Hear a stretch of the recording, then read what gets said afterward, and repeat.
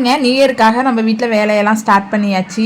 2 நாளாக வீடியோ சுத்தமாக போட முடியலை. தம்பிக்கு வந்து கொஞ்சம் ஸ்டொமக் அப்செட் அப்படிங்கிறதுனால ஒரே லூஸ் மோஷன், வாமிட் இப்படி தான் இருந்துச்சு. இப்போ வந்து கொஞ்சம் மருந்தெல்லாம் கொடுத்து சரியாயிட்டான். வாமிட்னா கூட ஏதாவது அவனை வச்சு மேனேஜ் பண்ணிடலாம். லூஸ் மோஷன் போனதுன்னா எனக்கு ஒரு பக்கம் பீதி கிளம்பிடும். ஏன்னா வந்து அவன் பார்க்குறதுக்கு கொஞ்சம் ஒல்லியாக தான் இருப்பான். அப்படிங்கிறதுனால லூஸ் மோஷன்லாம் போனால் ரொம்ப ஒரு மாதிரி ஒல்லியாக போன மாதிரி இருப்பான். அது எனக்கு ரொம்ப மன கஷ்டமாக இருக்கும். ஐயோ பிள்ளை இப்படி இருக்கானேன்னு.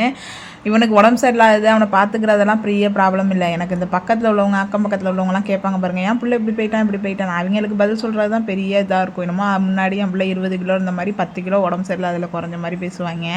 நிறைய பேர் வீட்டில் விசேஷம் வருது, வீட்டை டீப் க்ளீன் பண்ணணும் அப்படின்னா ஒரு 2-3 நாளாக வேலையை கொஞ்சம் கொஞ்சமாக ஸ்ப்ளிட் பண்ணி கொஞ்சம் கொஞ்சமாக செஞ்சு முடிப்பாங்க.